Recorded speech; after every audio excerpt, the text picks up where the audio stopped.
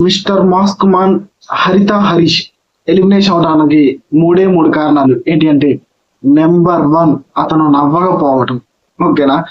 Number 2 అతనికి కొంతమందితో గొడవలు అవుతాయి, ఓకేనా. భరణి గారు, ఇమాన్యుయల్, తను, సంజన, ఆశని ఇలా కొంతమందితో గొడవ అయిన తర్వాత మళ్ళీ వెళ్ళి వాళ్ళతో మాట్లాడలేకపోవటం, వాళ్ళతో మళ్ళీ మాట్లాడితే కొత్త కొత్త గొడవలు అవుతూ ఉంటే అప్పుడు ఆయన స్క్రీన్ స్పేస్ బాగా వచ్చేది. బట్ ఆయన ఒకరితో గొడవలు అవ్వగానే ఇంక వెళ్ళి వాళ్ళతో మాట్లాడకుండా ఒక మూల కూర్చోవటం వల్ల మెయిన్ రీజన్ అయితే అది. ఆ తర్వాత అతనికి ఎక్కువ కొంతమందితో ర్యాపో అయితే లేదు, ఓకేనా. ర్యాపో లేదు, అన్ని గొడవలే ఉన్నాయి కాబట్టి అసలు ఏమీ లేదు. సెంటిమెంట్ కూడా ఏమీ లేదు, ఎవరితో ఎక్కువ మాట్లాడరు, ఓకేనా.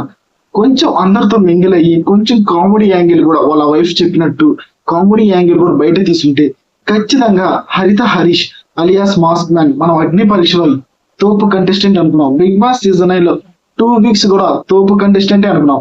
బట్ లాస్ట్ 2 వీక్స్ నుంచి చాలా అంటే చాలా డల్ అయిపోయాడు.